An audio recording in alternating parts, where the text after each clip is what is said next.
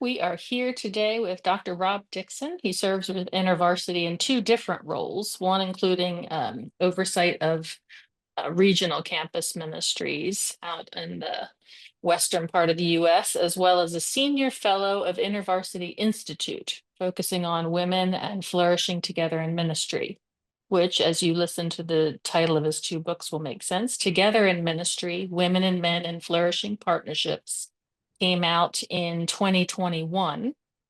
And then he's got another one coming out later this year, Allies in Ministry, and has very practical stuff in there for communities of faith, whether it's churches or Christian NGOs, and how they can catalyze the process with men together with women, which is often a part that people are either uncomfortable to conduct within their organizations, or they just don't know how to get started. And that's one of the reasons why we wanted to have this conversation today, because some of the process stuff that he shared last October when we were together, I was fascinated with.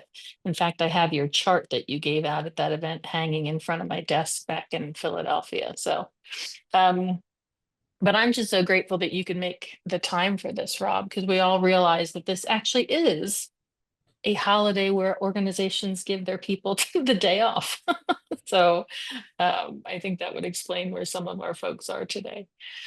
But this video gets pushed out quite a bit after the event. And I know a lot of our friends who can't take a break in the middle of their workday do watch it afterwards. We can tell by the viewership stats. So, but we would love to hear from you, Rob. How did you first develop an interest in this topic?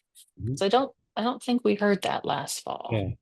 Yeah. Well, first of all, it's great to be with you. It's an honor. So thanks to Beth and Ava and all you do with the Alliance. And happy Juneteenth as well. So it's a meaningful day that way. I should add a book, Beth. I don't put this in my standard biography, but we published a book, my wife and I, last year, 2024. And let me show you. I have a copy. I had a You have copy. it? I gave it as a gift. I love it. This book is Yeah. called Penny Preaches. It's about a little girl that loves church and decides she wants to grow up to become a preacher. And I wrote it because, well, we wrote it. I had the concept, and then my wife is a picture book author, and she like made it awesome. But we wrote it because we felt like we're spending so much time trying to change minds of folk gatekeepers, like in their 50s and 60s in these organizations and all of that. What if we started earlier, Yes. normalizing the idea that women can lead and women can preach? And so Yes. that's been our fun project over the last Yeah. couple of Yeah. years. Yeah. So how I got started. So my whole vocational life and ministry is oriented increasingly toward helping the church become who the church was meant to be. So the church in Genesis 1 is designed to function with women and men partnering together on equal footing, shared leadership, right? Have dominion, right? Is what God says. And that's the idea, right? And so the church has never, in my view, never really lived up to that. And so how do we help the church become who God meant the church to be that way? So I do training, coaching, consulting on that topic, using my book, my doctoral study, all of that. And then in the midst of that, what I've realized is that allyship, male allyship in particular, is one path or one sort Mhm. of strategic choice we can make to get to that larger goal, right? So the big picture goal remains the same. Allyship is one means to that larger end. And let me tell a quick story of where I got started thinking about allyship. So I was doing a training pre-pandemic, right? We have lives that are pre and post-pandemic. Pre-pandemic, in Chicago, I was doing a training with a group of leaders from different agencies and organizations on my book. So I talk about 10 things that women and men can do to make flourishing partnerships in the workplace, ministry workplace. And I'm watching this one particular male leader over the course of the day. At the beginning of the day, he's the classic like attendee at a presentation. Like you all do presentations. He is what you dream of, asking good questions, eye contact, all his nonverbal stuff is great. He's taking notes, right? Just all of the above. It's perfect.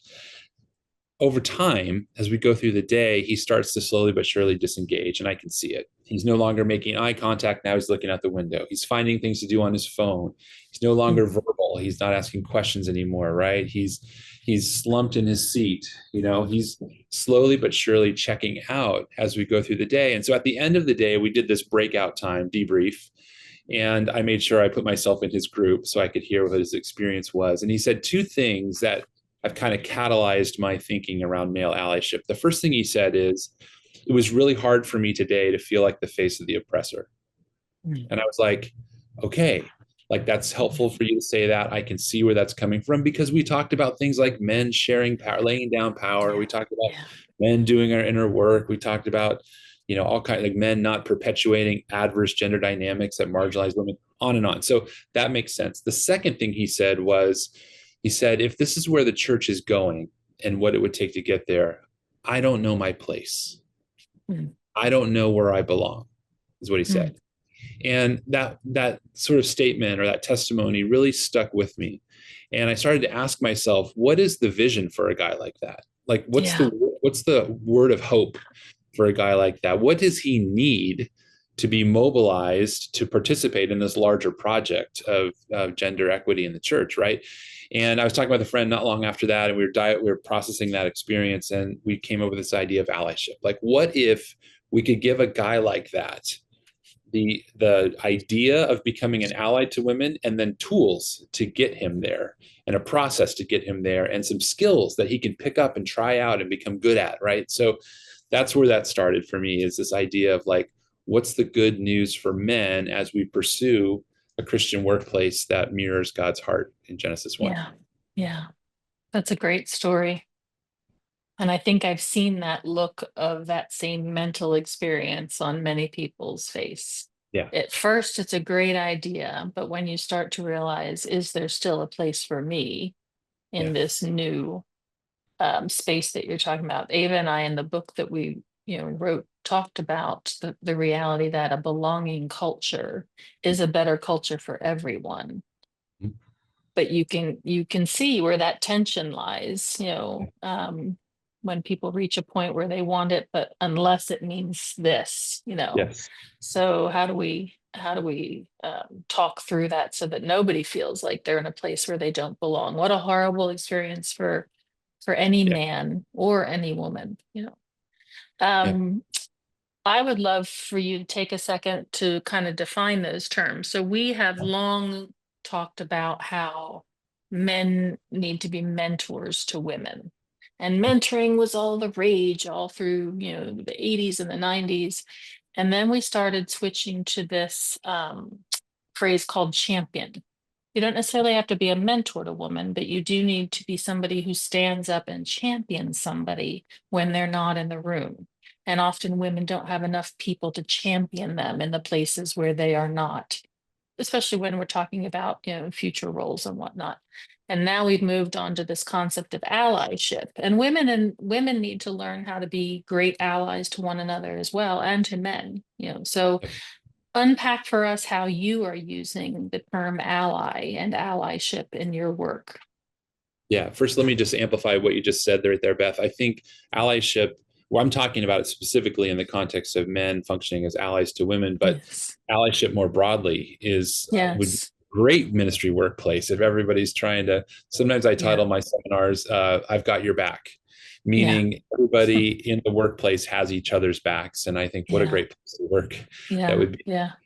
What a place that would make Jesus smile. Yeah, for sure. Because it's never then about us. It's always how can I make you thrive and shine, and knowing that God's still got a boatload of goodness, waiting for me too. Yeah, for sure. Amen. Yes. So allyship is a term. I've done a lot of research on this for my book, and I'm going to use a verb here that probably isn't a verb. I'm going to Frankenstein a definition for us, meaning I've pulled it from all kinds of different places. I think for me, what I've come to realize is there's a bit of an allyship canon out there, if you will. So 4 books in particular that for me, I found to be the most useful in terms of learning about the concept of allyship. And I'll put them in the chat in case you want to look at those. Yeah, those are the 4 books that have really helped me. They're all from the secular perspective. So not from the Christian ministry workplace perspective. The first three are general books about allyship. The last one, Good Guys by Smith and Johnson, is specifically about male allyship, and it is fantastic. I mean, it's just great. The cover's terrible, but the book is amazing. So I've pulled parts and pieces from all of that, and let me put a overly long definition in the chat for you on how I'm defining allyship. So here it is. A male ally is a man who is engaging in an active process of understanding his privilege. So that's the first piece, right? Is I'm growing personally. I'm trying to understand my own privilege, how the world tilts in my favor would be a sort of a definition for privilege, like the world tilts in my favor. I'm understanding that. And then secondly, empathetically, it's seeking to leverage, power word, that privilege to benefit female ministry colleagues, both interpersonally and systemically. So multiple levels, right? I'm trying to help a particular woman thrive, and I'm trying to change the system. So it has all three of those. I mean, there's a lot I could unpack here, but that's kind of my working definition, right? There's this internal process I'm going through as a man who wants to be an ally, and you don't want to short circuit that. I mean, I think if you don't do that inner transformative work, I think ultimately your allyship's going to come up short. I think you need to sort of, I use the word identity often. Like, are we embracing this identity as a male ally? And then the second part of the definition is mostly focused on the context in which you're serving. So yeah, folks can ask questions about that maybe, or that definition, or that, but that's my working definition. Yeah, did that spark a question for anybody in our audience on the definition or some of those words around allyship? Maybe if you go on and they can think about that, but share some of the practical examples, because I find when you start to talk about what behavior looks like, what allyship behavior looks like, then people can be like, oh yeah, no, I get that. Yeah, I'll do that. So the reason one of the reasons I like allyship as a term is because I see it as an umbrella term that encompasses a bunch of different activities or roles. So try a different metaphor I've been working with lately. If you think about allyship as like a box, like there's a box labeled allyship. In the middle, inside the box, there's a bunch of different tools that men can pick up and use, right? So think about it that way. And I'm going to borrow from, and credit where credit's due here, Karen Catlin. Her book, Better Allies, is excellent, one of the canon books. And she's got 7 different roles that allies can play. And so I think each of these 7 are crucial. Let me walk them through briefly, if that's okay. I'll start with scholar. I'm actually starting on sometimes I put them on a continuum, and the quieter, quote unquote, quieter, more sort of private maybe roles on one end of the continuum, and then the louder, more risky roles on the other end of the continuum. So the first one is scholar, right? So this is the male ally who takes time to understand what women are experiencing. They read books, perhaps. They sit down and talk to their female colleagues. They listen, they learn, right? I think every male ally should be a scholar at some level. I mean, it's just that you need to be in that place, right? So scholar. The next one would be confidant, which maybe is what you were saying earlier, Beth, with mentor. It's this more on the side, let me come alongside you, support you, encourage you. What do you need resource-wise that maybe I can help with? Tends to be less public and more interpersonal between the man and the woman. I think mentoring fits in here for sure. I think coaching can fit in here as well. I think in my context, I'm always trying to ask the question, who am I investing in? And is that investment both for men and women? Is my sort of ledger balanced that way, right? So yeah, confidant. The next one would be amplifier.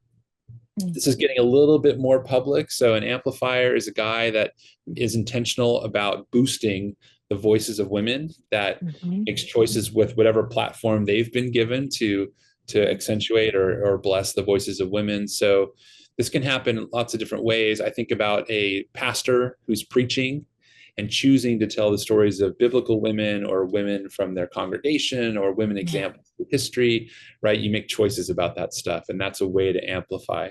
Another one would be social media. Like, whose voices are we promoting on social media?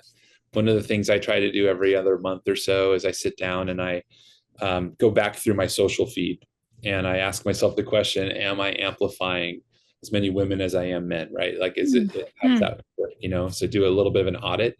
that Mm-hmm. way. So amplifier, right? You're making choices to boost the signal. The women sponsor and champion. I mean, you mentioned sponsor and champion, I think, actually, Beth. Yeah. They're similar Yeah. in the way Catlin describes them. Sponsor is a little bit less public. Champion is more broad. So you're at Yeah. a big conference, let's say, and you're championing women in that environment. Sponsor is a little bit smaller venue. And two more. Upstander is the guy that says, I'm going to step in when there's injustice happening to women around me. I'm going to cut off misogyny, patriarchy where I see it. I'll tell a quick story here. So, and I love telling this story. So I was working with a student one time. I led a week-long study, Women in the Bible. We started in Genesis, we ended in the epistles, and we studied every text in between. It's wonderful. Like, just open the scriptures and let the Spirit speak, right? At the end of the week, we say to the students, what's God saying to you? I mean, what will you do in response to what you've heard? And we send the students off into the woods with a reflection guide, and then I meet with them, or we meet with them. And I met with this one student who was a football player. So he was a football player at one of our colleges we work with. Massive gentleman. I'm tall. You can't see it on Zoom. I'm 6'5". He's taller than me, bigger than me. He was a giant human. And I asked him, what are you going to do in response to this week? And he says to me, Rob, the football locker room is a tough place for women. And I'm like, hold up.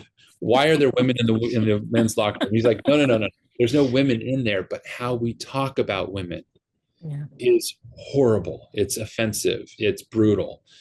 And he said, my application from this week is the next time someone says something in the locker room, I'm going to shut them up. And I'm like, that's amazing. And thank God you're 315 pounds and 6'9", right? Like, so anyway, I think that's the upstander, right? This sort of like, where are my opportunities to step in? The last one is advocate. And I think oftentimes advocacy and allyship are synonymous, but I think advocacy is just one role within this larger picture of allyship. Advocate is like in the most sort of difficult to reach spaces for women. Are you opening the door to that space, right? Probably the most high risk, I suppose, of the allyship role. So those are a couple of ways that you can express it. And the good news is I think all 7 of these things are skills people can learn. Yes. Like you're not born with them necessarily. I mean, you may be predisposed to some of them. Like I have a friend that is not conflict averse at all. If you're an Enneagram, he's like an 8, right? He wants the battle. And so he's great with upstander, champion, advocate. He actually needs to learn how to be scholar, confidant, amplifier, right? But then I have other male friends who are the opposite, like the idea of like, wow, I'm going to put myself on the line like that. That's terrifying. They have to work toward that. But the good news is, I think wherever you're coming at this list from, you can grow. It's a skill you can learn. Yeah. And we need them all. Long live the 8s. Woohoo. Yes, long live the 8s. Ava was laughing when you said that about the 8s. I say that as a 2. That's raising an 8. So I don't remember what Ava is, but I'm an 8. And it's an interesting, you mentioned, so whenever we see courses in academia, for example, that are specific about, women in the Bible, you often find, unless it's a required class, that it tends to, the people that gravitate towards it are, the ones that want to learn more about, so women. How do you find your work, your workshops, your books received by, men? Like, what's bringing them to the point of saying, I really want to dive into this, to the extent of read your book, join your workshop, et cetera? Yeah. Well, sometimes you have to sell it.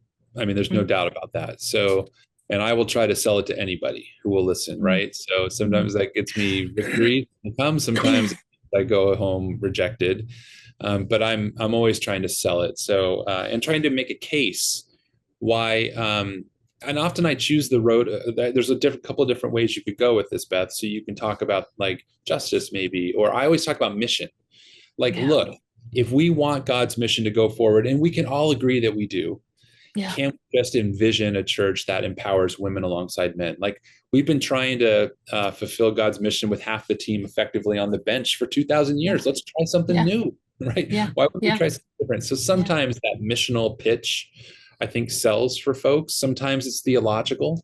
Like let me push you a little bit on how you read First Timothy 2, and that provokes Mhm. people. Oh, maybe I do want to learn more about that. So especially for guys who have a more, maybe like the guy I mentioned earlier, maybe for guys that have a more rigid view of the world, I think you have to push a little bit and provoke. Mhm. That said, I think oftentimes where I'm finding success is with men who have a heart to empower women, to bless women, to be an ally, but they don't know how to do it. Like they don't know what Yeah. to do. What are the Yeah. next steps? Like walk me through it. So Yeah. that's great. I can work with that, like we can be really practical and get in the weeds. I've done these cohorts recently where I'm taking groups of men through the content of my upcoming book. And they've been wonderful in the sense that we'll talk about the 7 different allyship roles that I just mentioned.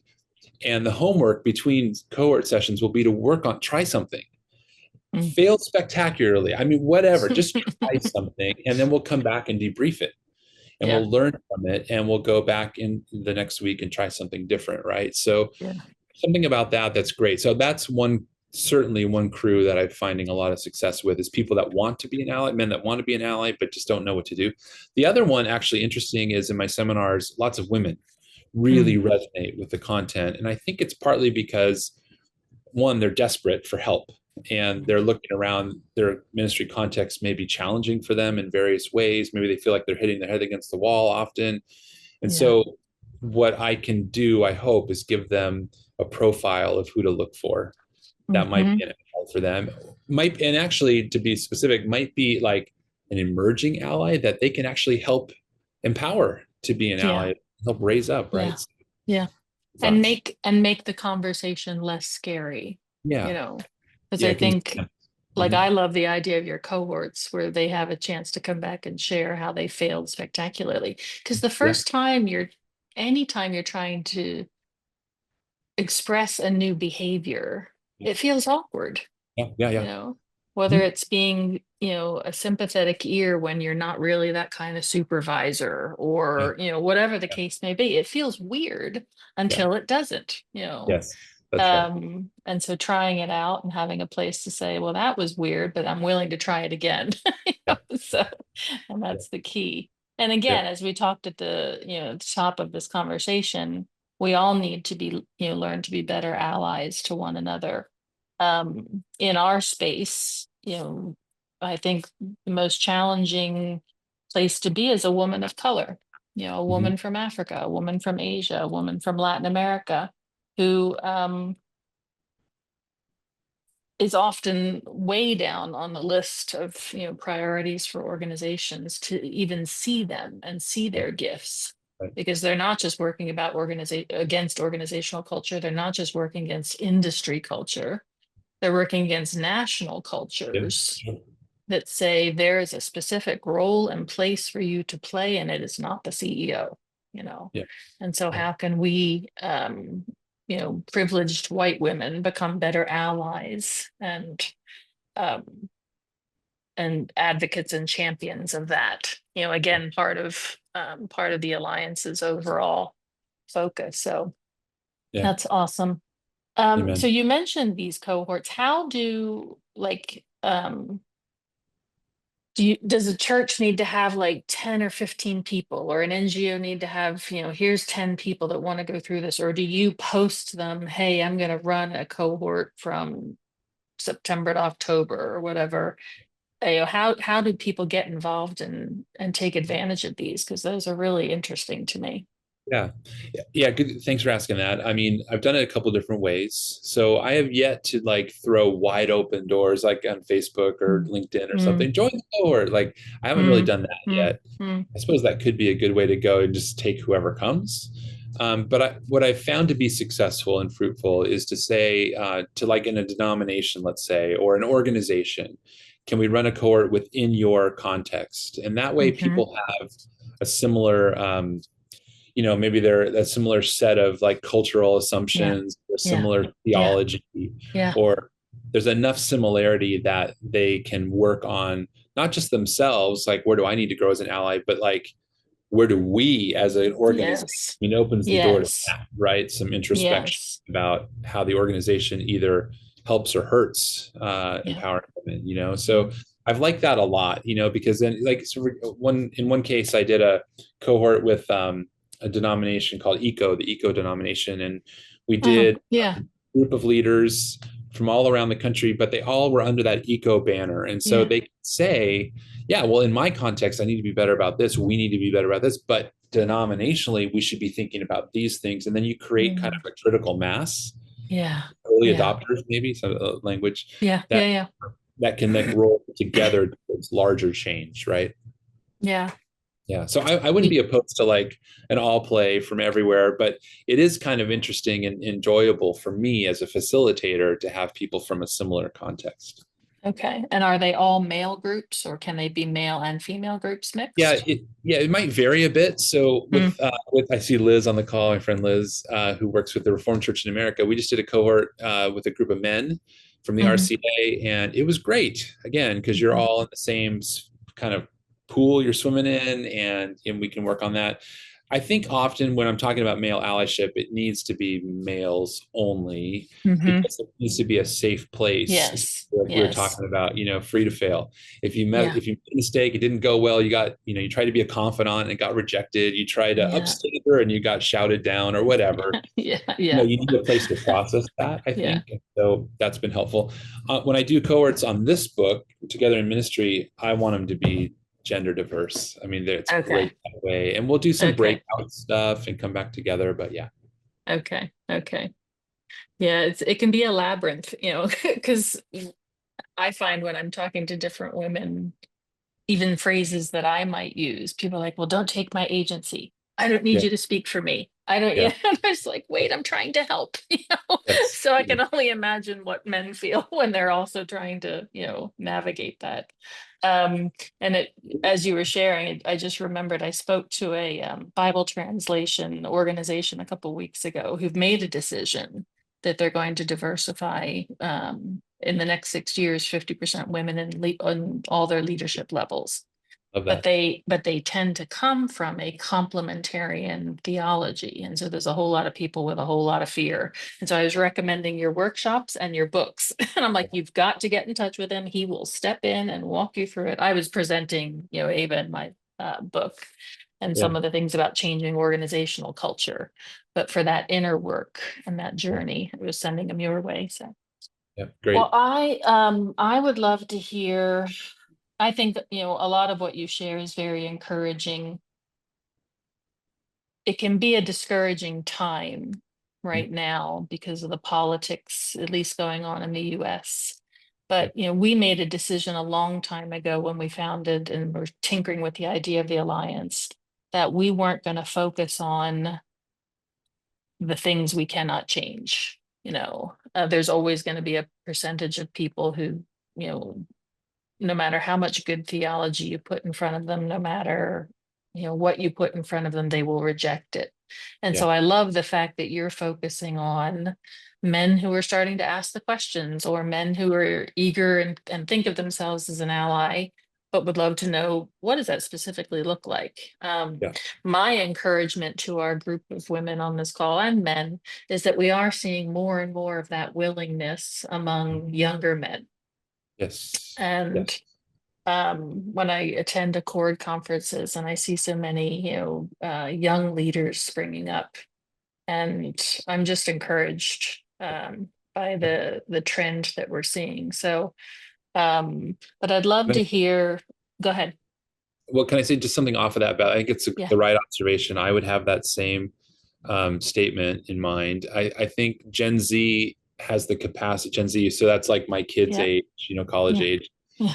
has the capacity to be a real advocate, a real force for change Yeah. regarding women and men working together and really inclusion at all levels. Because I think one of the things about their cohort, their generational cohort, is they are fundamentally inclusive. I mean, my kids Yes. will balk at anything that even has a whiff of, Yeah. marginalization or exclusion.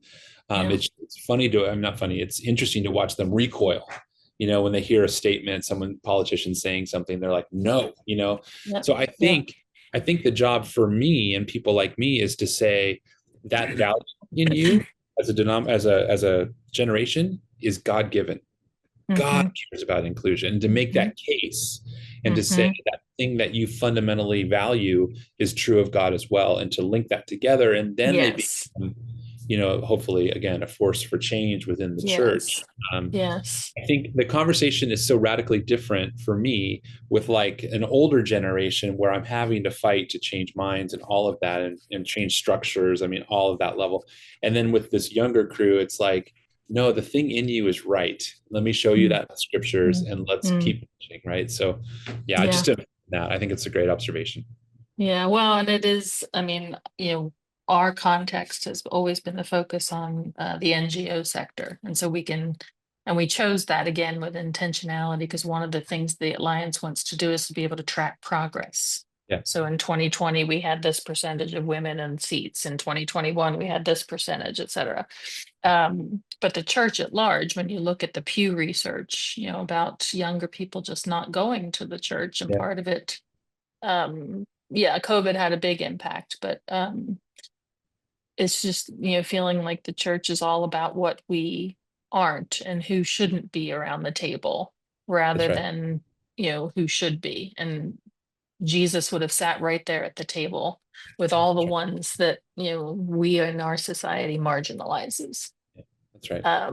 And we made that decision for the Alliance that we weren't going to be gatekeepers of who comes to the table. If you love Jesus, if you want to see a better world for women and girls, and you want to see poverty ended in all its forms, which means having a kingdom organization, then you are welcome at the table.